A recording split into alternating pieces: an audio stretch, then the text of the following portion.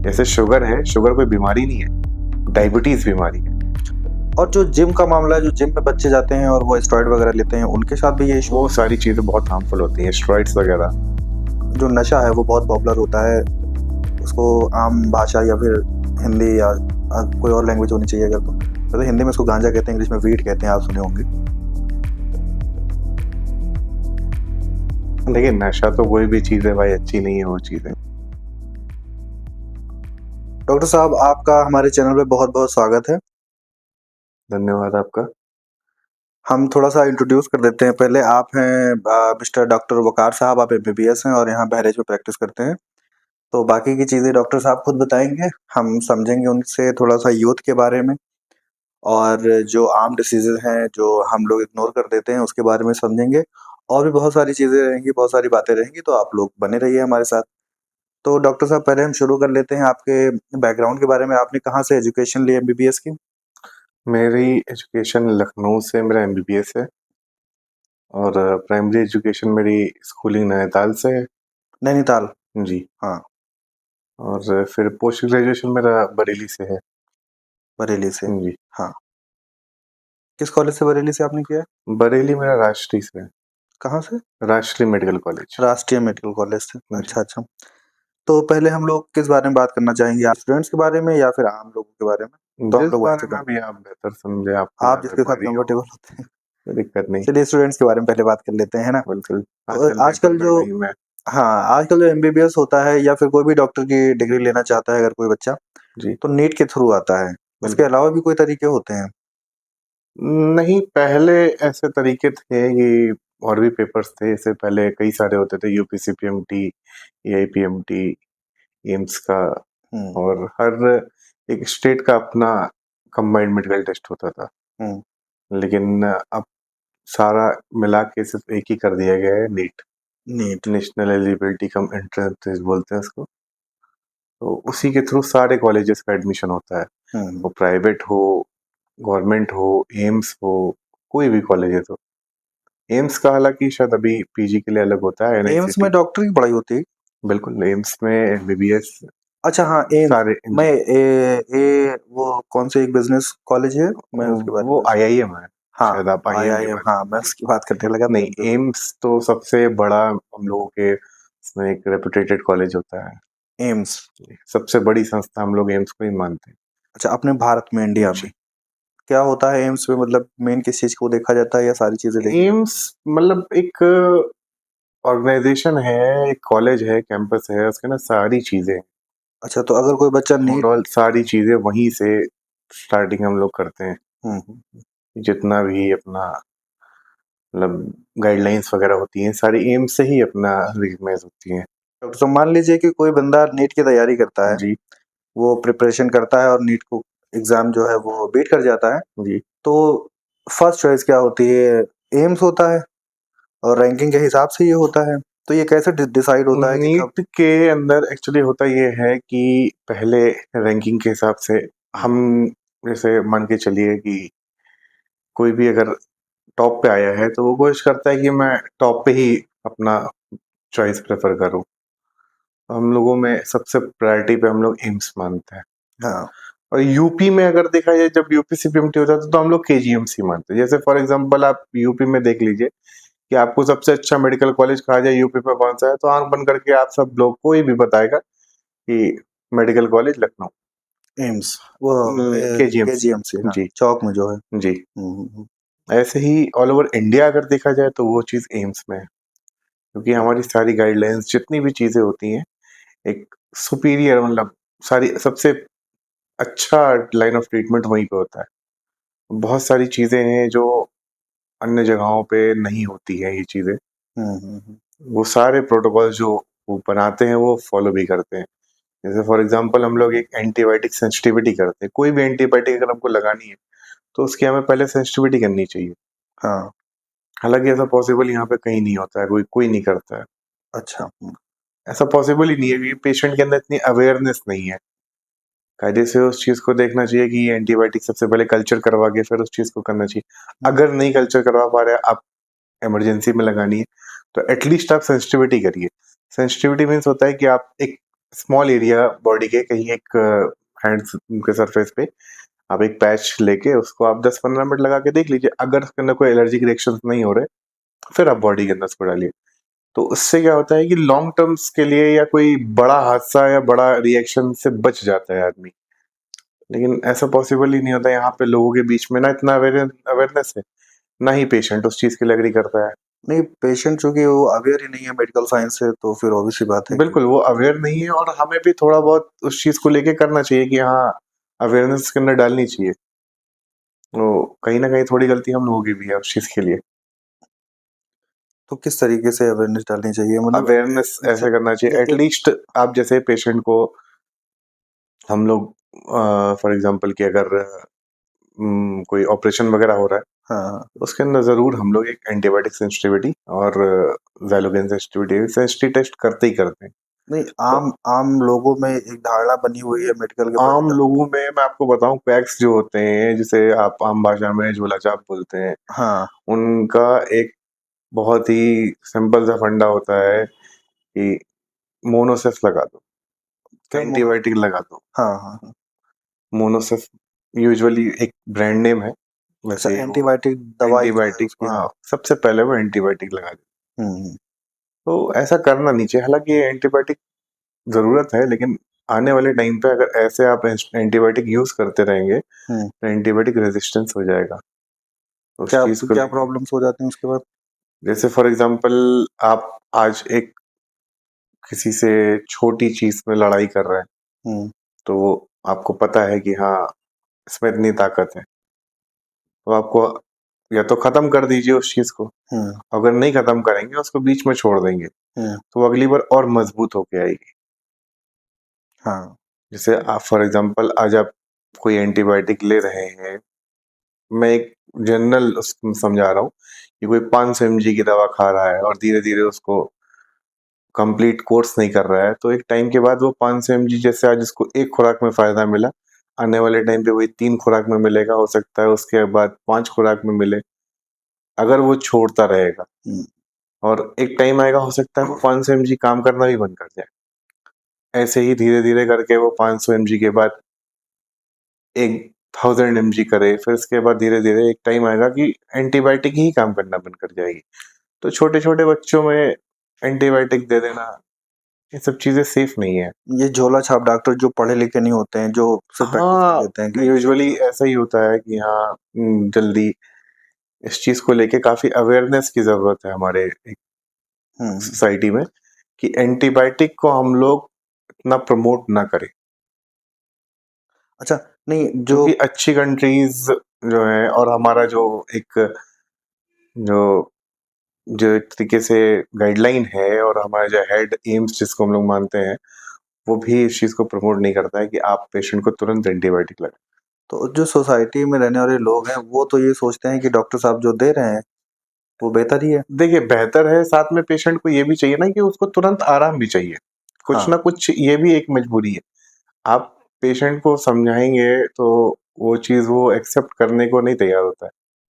हम अगर चाहें भी, कोशिश भी करें कि भाई एंटीबायोटिक ना दे, मैं एज अ पेन किलर से ही शुरुआत करके कर सकता हूँ, तो कहता है इतने दिन से तो इलाज कर रहे हैं डॉक्टर साहब, सही काहे नहीं हो रहा आप उसको है। और एंटीबायोटिक। अगर हम उसको कहें, एक एडवाइस करें कि आप एक कल्चर करवा ली, हाँ। तो कल्चर अभी तो इतना अफोर्डेबल भी नहीं है, क्योंकि कल्चर की costing approx more than 1000 rupees आती है। क्या होता है कल्चर ये? कल्चर में ये होता है कि हम एक ब्लड का कल्चर या एक पर्टिकुलर टिश्यू या किसी चीज का एक कल्चर लेके उसको एंटीबायोटिक टेस्ट करवाते पहले। हैं जी। हम्म।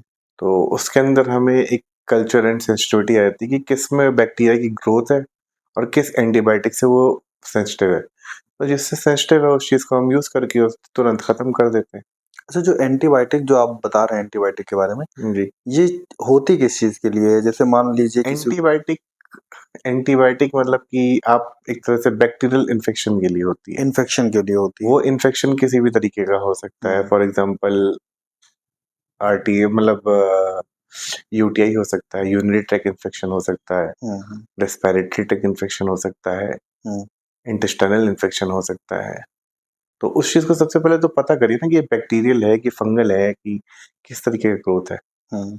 अब इंसान सीधे सबसे पहले एंटीबायोटिक एक ब्रॉड स्पेक्ट्रम लगा दिया, ना ये देखा ग्राम पॉजिटिव है ग्राम नेगेटिव है, और सीधे वो अपना तो ये नुकसान भी करती होगी, इसके साइड बिल्कुल इफेक्ट आने भी वाले होते टाइम पे हैं? अच्छा, उसका काफी ज्यादा हम लोगों को खामियाजा भुगतना पड़ेगा। अच्छा ऐसा नहीं होता है कि जो दवा हमने डाली, जो एंटीबायोटिक डाली, उसका साइड इफेक्ट तुरंत दिखे, ऐसा नहीं होता है? वो बहुत रेयरेस्ट उसमें दिखता है, जैसे उस कंडीशन में मैंने आपको बताया ना कि सेंसिटिविटी हमको करना चाहिए, हुँ, सेंसिटिविटी पैच टेस्ट होता है वो करना चाहिए। तो उससे यही बेनिफिट होता है कि अगर तुरंत जैसे किसी को कोई एलर्जी है हुँ, हुँ, तो उसी से पता चलता है कि आपने अगर पैच लगा दिया। अब ऐसे में कई बार ऐसा होता है कि कोई एंटीबायोटिक किसी को एलर्जिक रिएक्शन हो जाता है, तो काफ़ी ज़्यादा सीरियसनेस आ जाती है। हुँ, हुँ, आपने देखा होगा कई बार कहीं कोई इंजेक्शन लगी और उसके पूरे शरीर में चकत्ते पड़ गए, हुँ, हुँ, हाँ, किसी की साँस फूलने लगी। हुँ, हुँ, ये सब एलर्जिक रिएक्शन ही है। तो अच्छा। उस कंडीशन में इस चीज़ को अवॉइड करने के लिए ही ये सारी चीज़ें। अब किसी की अगर साँस उखड़ रही है तो तकलीफ देने वाली बात है ना। जो लोगों में सबसे ज़्यादा जो डिसीज़ पाई जाती है, जो लोग आपके पास आते होंगे, अक्सर ही आप देखते होंगे, कॉमन डिसीज़ेज़ होती हैं, कॉमन बीमारियाँ हो जाती हैं उन्हें। वो कैसी-कैसी होती हैं और उनका क्योर क्या है? हम क्या करें उसके लिए कि नहीं हो तो ऐसा? कॉमन डिजीज़ में देखिए जैसे मोस्ट कॉमन तो आप देखिए हर किसी में आम है वायरल इन्फेक्शन। वायरल इन्फेक्शन जो जी, होते हैं, हाँ। वायरल इन्फेक्शन ये कॉमन है और इसके लिए कोई बहुत ज़्यादा दवाओं की ज़रूरत नहीं है। आप बेसिक हल्की-फुल्की दवाइयाँ लेके सही हो सकते हैं, एंटीबायोटिक वगैरह की ज़रूरत नहीं भी। अच्छा, जैसे कि क्या, जी, कैसे ले जैसे सकते हैं? वायरल इन्फेक्शन, फ्लू हो गया, हाँ, कॉमन कोल्ड हो गया, हाँ, हाँ। ये सब चीज़ें आप वायरल फीवर भी शायद हाँ, इसी में वायरल आता होगा। फीवर है, वायरल फ्लू है, एक उसी क्राइटेरिया में आ जाता है। हाँ, हाँ। बाकी ऐसे कॉमन डिजीज़ में मान के लिए पेट में दर्द है और हाइपरटेंशन है, ब्लड प्रेशर की बीमारी जिसे बोलते हैं। अच्छा, बीपी जो है, ब्लड प्रेशर जो बीपी आप बता रहे हैं, जी, ये हाइपरटेंशन अलग है, बीपी अलग है? नहीं, हाँ। ब्लड प्रेशर हाइपरटेंशन जो है वो एक टाइप ऑफ डिजीज़ है। हुँ, ब्लड प्रेशर एक टर्म है उसके अंदर, ब्लड का प्रेशर और ओके। हाइपरटेंशन एक डिजीज़ है। जब ब्लड प्रेशर बढ़ता है उस कंडीशन को हम हाइपरटेंशन बोलते हैं हाँ। और अगर ब्लड प्रेशर कम हो रहा है उस कंडीशन को हम हाइपरटेंशन बोलते हैं। तो ब्लड का प्रेशर एक अलग चीज़ है, वो हाँ। एक कंडीशन है हुँ, हुँ। और हाइपरटेंशन और हाइपोटेंशन एक डिजीज़ है। एक समझ सकते हैं आप कि वो एक कंडीशन है और ये एक टर्मिनोलॉजी है कि हाँ, मतलब वो ये थोड़ा मेडिकल साइंस के लिहाज से थोड़ा ज़्यादा हो गया। एक इस तरह से बताइए जो आम ऐसे आदमी आप समझ समझिए कि जैसे ब्लड का प्रेशर अगर बढ़ रहा है तो उसको हाइपरटेंशन बोलते हैं ओके, ठीक और है। ब्लड का प्रेशर अगर घट रहा है हुँ, तो उसको हाइपोटेंशन बोलते हैं। हुँ, हुँ, तो कंडीशन जो है वो हाइपोटेंशन और हाइपरटेंशन है, ब्लड प्रेशर नहीं है। ब्लड हुँ, प्रेशर की वजह से ये चीज़ें हो रही हैं। हुँ, हुँ, घटना और बढ़ना उसकी वजह से हाइपरटेंशन, हाइपोटेंशन हो रहा है। हुँ, लेकिन ब्लड प्रेशर कोई बीमारी नहीं है। जैसे शुगर है, शुगर कोई बीमारी नहीं है, हुँ। डायबिटीज़ बीमारी है। अच्छा, डायबिटीज़ और शुगर अलग-अलग है? वही चीज़ मैं आपको समझाने की कोशिश कर रहा हूँ कि हाँ, जैसे हाँ, शुगर जो है, वो एक बॉडी के अंदर जो इंसुलिन लेवल होता है, हाँ, शुगर होता है, हाँ, वो हर बॉडी के अंदर आम चीज़ है। हाँ, होता अगर इंसान ज़िंदा है, तो ब्लड का प्रेशर है ज़रूर रहेगा हाँ, ऑब्वियस सी बात है। और अगर इंसान ज़िंदा है, तो शुगर लेवल रहेगा ही रहेगा। हुँ, अब उसका बढ़ना और घटना एक दिक्कत वाली बात है। हाँ, एक नॉर्मल रेंज है, जो हुँ, हम आम इंसानों में देखते हैं। हुँ, हुँ, बढ़ गया तो भी दिक्कत है, घट गया तो भी दिक्कत है। हुँ, तो उस कंडीशन को डायबिटीज़ बोलते हैं जब शुगर बढ़ने लगता है ज़्यादा, बॉडी की डिमांड से ज़्यादा जब शुगर बढ़ने लगता है, उस कंडीशन को हम डायबिटीज़ मेलिटस बोलते हैं। अब उसमें भी काफ़ी टाइप्स होते हैं, वो सब चीज़ें काफ़ी आगे की हैं। तो ये जो शुगर है या डायबिटीज़ जो आप बता रहे हैं, जी। इससे बचा जा सकता है? मतलब कोई रीज़न, कोई कोई चीज़ ऐसी होती होगी ना जो देखिए, करने से हम बचना इन द सेंस आप जैसे बढ़ने से बचने के लिए हाँ, आप बढ़ने से, कोशिश करिए। ये डिसीज़ दिखाई ना दे, हम मतलब इस पर बात करना चाह हाँ, रहे हैं कि अगर देखिए आपके सबसे पहले अगर जेनेटिक है, आपके घर में किसी को है, तो आपको होगी? ज़रूरी नहीं है लेकिन चांसेस कितने रहते परसेंट हैं। चांसेस होते हैं लगभग? मोर देन 50% चांसेस रहते 50%, हैं मतलब कि अगर फादर आपको या मदर या फिर आपके फादर या ग्रैंडफ़ादर मदर या या आपके मतलब ब्लड रिलेशन में किसी को है, तो आपको होने के चांसेस उस चीज़ पे ज़्यादा रहते हैं। तो उस ओके, कंडीशन में आपको थोड़े से ज़्यादा प्रोफाइलैक्सली अपने आप को मतलब तैयार रखना चाहिए कि हाँ, मैं अपने प्रिकॉशंस लेता रहूँ। जैसे रेगुलर चेकअप है, अगर हुँ। आपका अर्ली डायग्नोसिस होगा तो आप उस चीज़ को पहले ही मेंटेन करते रहेंगे। क्योंकि ज़्यादा शुगर बढ़ गई तो जो चीज़ वही मैंने बताया 500 एमजी से होनी है वो सीधा-सीधा फिर 1000 एमजी से होगी। तो पहले पता चल जाएगा तो पहले आप उसका ट्रीटमेंट ले सकते हैं। दूसरी चीज़ है कि जिस चीज़ से ज़्यादा उसको बढ़ने के चांसेस है उस चीज़ को अवॉइड करिए। जैसे मीठी चीज़ है, हाँ, लाइफ़स्टाइल है आपकी, हाँ। अच्छी एक लाइफ़स्टाइल रखिए कि प्रॉपर स्लीप साइकिल हो आपकी, थोड़ा-सा अच्छा डाइट लीजिए आप। आम इसमें लोगों में एक एक क्वेश्चन हो रहा है डॉक्टर साहब। आम लोगों में जो सोसाइटी के लोग हैं, उन लोगों में एक क्वेश्चन ये रहता है कि ज़्यादा मीठा मत खाओ अदरवाइज़ तुम्हें शुगर हो जाएगा या डायबिटीज़ हो जाएगी, जो भी जी, आपकी कंडीशन है। ये क्या ऐसा सच है कि मीठा खाने से हो जाता है या ये चीज़ बढ़ जाती है किसी और रीज़न से फिर हमें ये नुकसान करता है मीठा वग़ैरह? देखिए मीठा खाना नुकसानदेह तो है ही है, हाँ, हर कंडीशन में नुकसानदेह है। हाँ, ठीक है। लेकिन एक रिस्क फैक्टर है वो उस चीज़ का। हुँ, जिसे हम एक कहते हैं ना tobacco smoking causes cancer. Cancers हाँ, ज़रूरी नहीं है कि उसी से कैंसर हो। कैंसर बहुत से पेशेंट हैं जिन्होंने कभी स्मोकिंग करी ही नहीं है उनको कैंसर है। कैंसर हो जाता है। ऐसे ही शुगर के लिए। लेकिन हाँ, हम एक ग्राफ देखते हैं, एक स्टडी देखते हैं कि जितने भी पेशेंट आते हैं उसमें ज़्यादातर की हिस्ट्री स्मोकिंग की होती है, कैंसर पेशेंट। ऐसे ही शुगर के जो पेशेंट होते हैं उनके अंदर एक ये रिस्क फैक्टर हम मानते हैं कि हाँ, उनकी लाइफ़स्टाइल या हेल्थ या डाइट ऐसी रही है उनकी, जिसकी वजह से इनको ये हुआ है। या फिर जेनेटिकली हो सकता है। अच्छा, मतलब मैं कितना भी बच लूँ, मैं ये नहीं खाऊँगा, वो नहीं खाऊँगा, बट अगर फैमिली में किसी को है नहीं, तो वो बिल्कुल हो बचा सकता जा सकता है, आप कोशिश करिए। है। हुँ, अब तो काफ़ी एडवांस मतलब मेडिकल साइंस है। अब तो हम लोग सीधे जीन्स से भी रिप्लेसमेंट होता है, काफ़ी चीज़ें होती हैं। आप हायर लेवल पे जाएँगे, टर्शियरी लेवल पे, तो आपका अम्बिलिकल कॉर्ड जो होता है वो प्रिज़र्व करते हैं और उससे आपकी जो जेनेटिक डिज़ीज़ है उसको क्योर किया जा सकता है। जैसे फॉर एग्ज़ाम्पल हेयर फॉल है, डायबिटीज़ है, ये सब चीज़ें हैं जो जेनेटिक लेवल पे भी क्योर करते हैं। तो लेकिन अभी वो उतना ज़्यादा एडवांस नहीं है, टर्शियरी लेवल पे काफ़ी ज़्यादा है। अदर कंट्रीज़ में जो डेवलप्ड कंट्रीज़ हैं, वहाँ पे ये सब चीज़ें आम हैं, लेकिन यहाँ पे अभी थोड़ा-सा हम लोग अभी थोड़ा ज़रूरत है। पीछे हैं हम लोग। जी।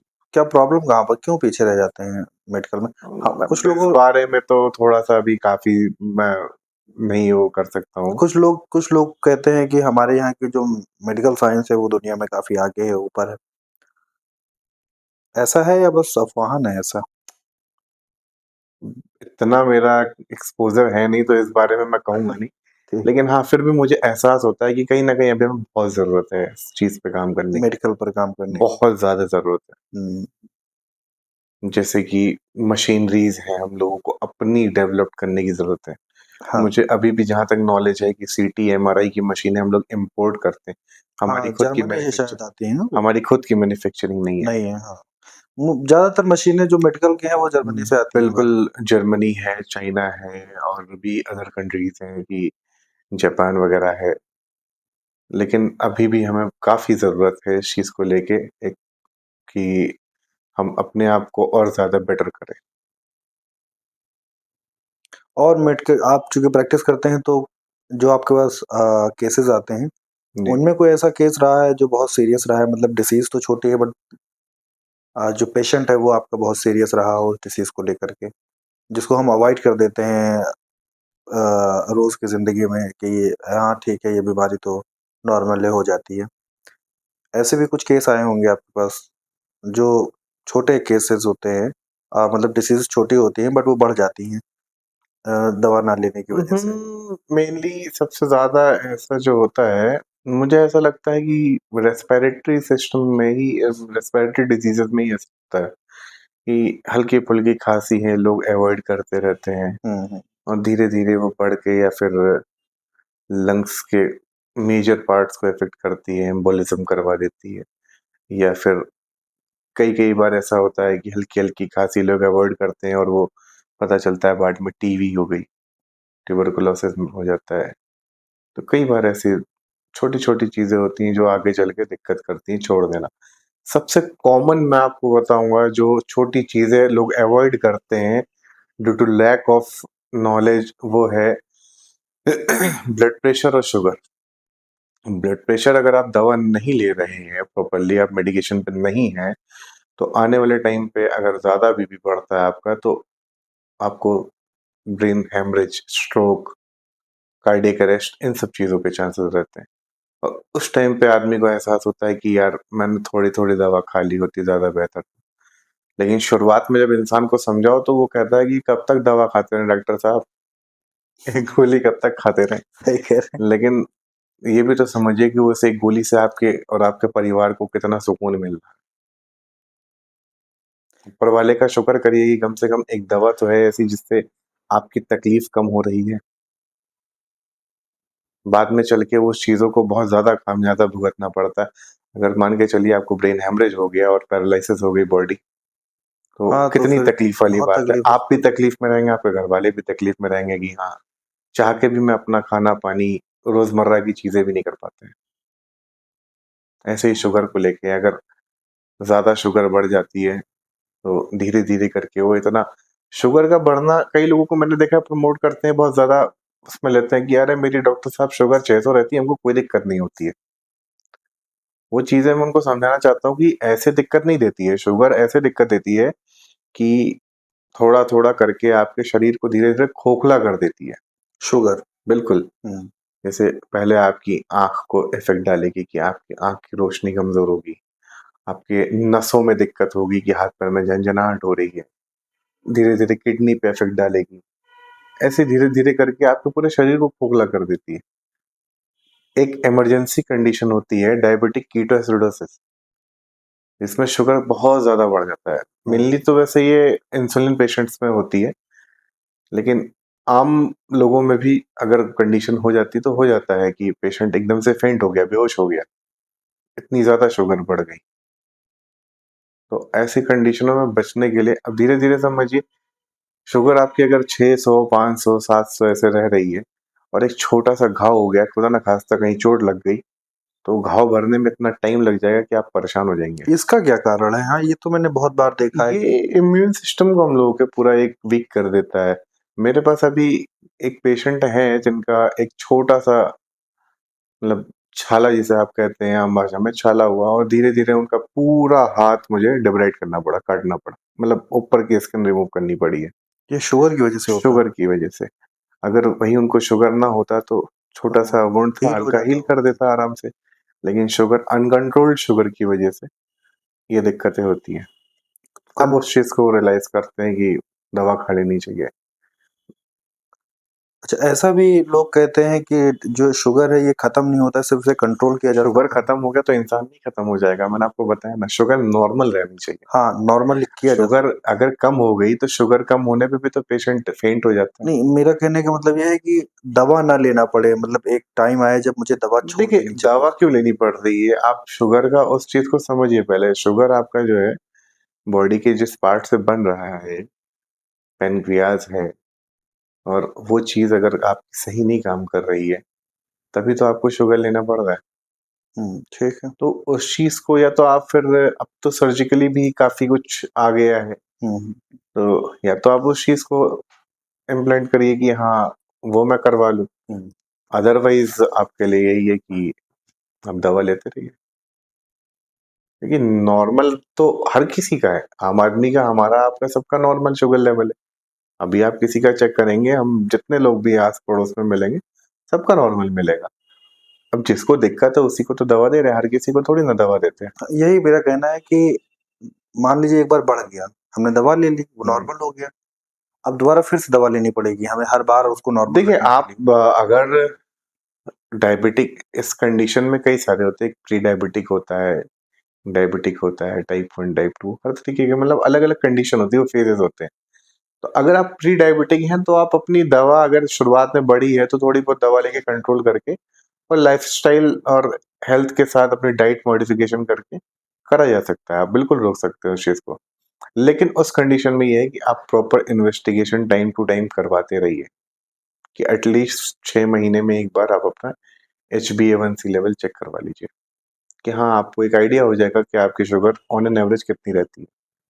उसको एक बार कंट्रोल हो जाए बिल्कुल, फिर हाँ, कंट्रोल अगर हो रही है, आप दवा खा रहे हैं हफ़्ते 10 दिन, उसके बाद अगर आपको शुरुआत में पता चल गया और हफ़्ते 10 दिन खा रहे हैं और फिर उसके बाद नॉर्मल हो रही है, तो फिर आप बीच-बीच में चेक कर सकते हैं दूसरे चौथे दिन, या फिर एक 6 महीने पे अगर आपकी नॉर्मल रह रही है तो फिर 6 महीने पे आप करवा लीजिए HbA1c। अच्छा और जब अगर बढ़ जाती है दवा खा लें, अदरवाइज़ दवा खाने की ज़रूरत नहीं? देखिए, कोशिश करिए कि आपकी बढ़े ना, हुँ, उस चीज़ के लिए आप चेक कर लीजिए, वो बेहतर है बनिस्बत दवा खाने के। लेकिन आपकी अगर कंटिन्यू बढ़ी रह रही है, तो तो दवा फिर एज़ अ फिज़िशियन हम लोग एक एडवाइस ही करते हैं कि एक प्रॉपर डोज़िंग आपको इतनी लेनी ही लेनी है, क्योंकि आपकी नहीं कंट्रोल रहती है। पर डे लेना पड़ेगा। बिल्कुल। हाँ। और जो जिम का मामला है, जो जिम में बच्चे जाते हैं और वो स्टेरॉइड वगैरह लेते हैं, उनके साथ भी ये इश्यू वो हो सारी चीज़ें बहुत हार्मफुल होती हैं, स्टेरॉइड्स वगैरह। हाँ, स्टेरॉइड्स वगैरह लेने से आपके हेल्थ पे इतना इम्पैक्ट पड़ता है कि आपकी बॉडी का पूरा इम्यून सिस्टम खराब रहता है, आपका क्रेटिनिन लेवल बढ़ने लगता है, आपके मसल्स एट्रोफीज़ होने लगती है। पहले तो आपको लगता है कि हाँ, बहुत ग्रोथ हो रही है और मसल्स पंप अप हो रहा है, लेकिन ये सारी चीज़ें लॉन्ग टर्म के लिए बहुत ज़्यादा नुकसान करती हैं। अच्छा जैसे कि क्या? इन सब चीज़ों से शुगर लेवल बहुत बढ़ता है स्टेरॉइड से। स्टेरॉइड से भी बढ़ता है? बिल्कुल, यहाँ तक कि हम लोग डायबिटिक पेशेंट पे स्टेरॉइड नहीं यूज़ कर सकते चाह के भी।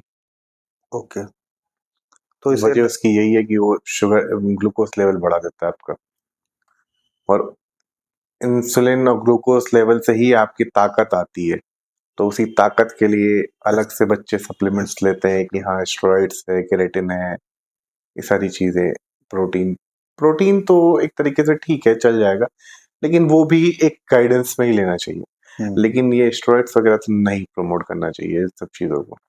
बट जिम जाते हो तो बच्चे हमें तो लगता है जिम ट्रेनर जो होता है वो पहले ही दिन दे देता है कुछ ना कुछ कि भाई होता है, देखिए उनका वो पेशा है तो उनकी मजबूरी भी है उस चीज़ को करना।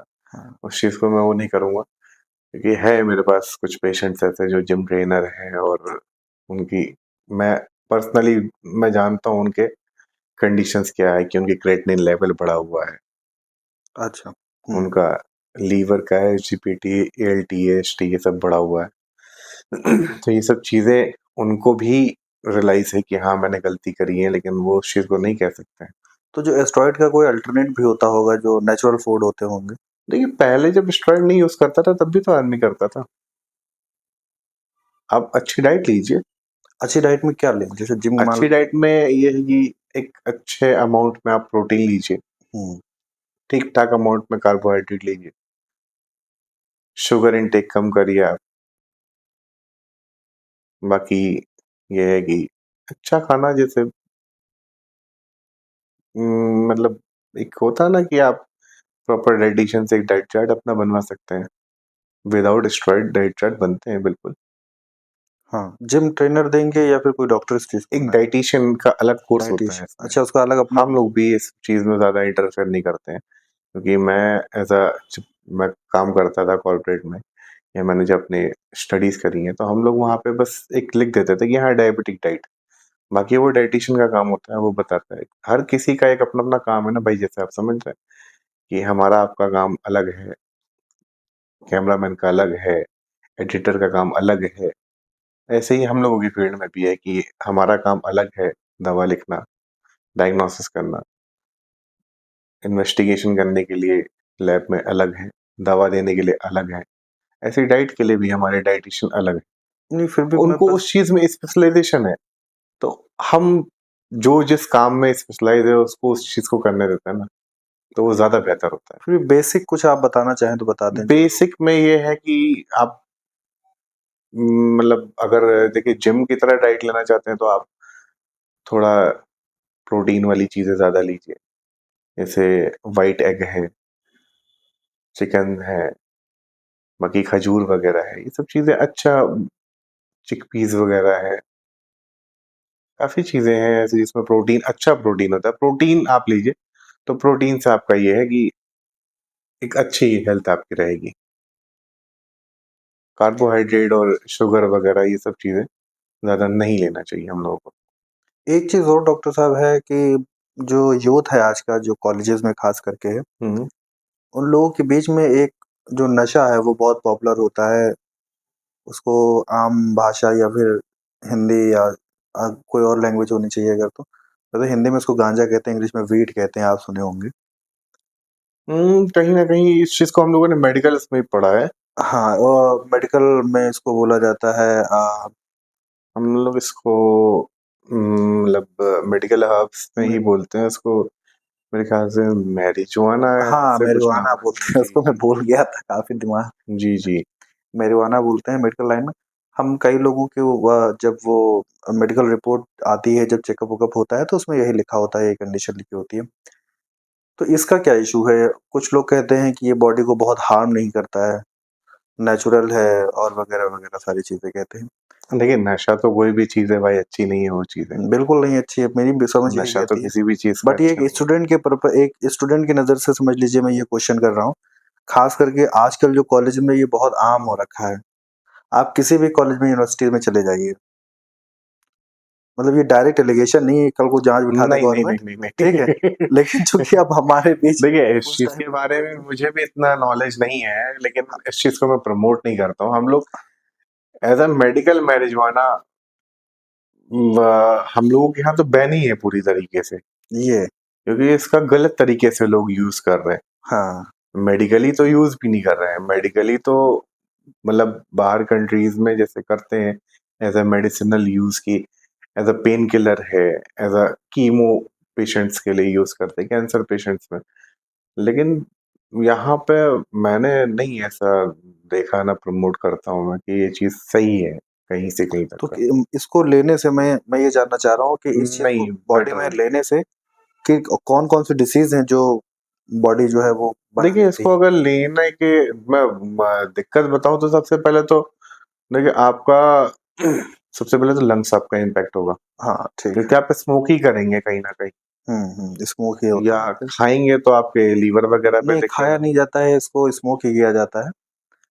स्मोक हाँ, तो अगर के थ्रू स्मोक ही कर रहे किया हैं तो जाता है। सबसे पहले तो लंग्स पे जाएगा आपके, हुँ, फिर कहीं न कहीं आपके नर्व्स पे ये इम्पैक्ट करेगा, क्योंकि इसका मेनली मुझे जो आइडिया है उस चीज़ का सेडेशन के लिए ही हम लोग करते हैं। हुँ। पेन किलर की तरह कि हाँ, थोड़ा-सा आदमी सेडेट हो जाएगा तो उसको पेन नहीं होगा।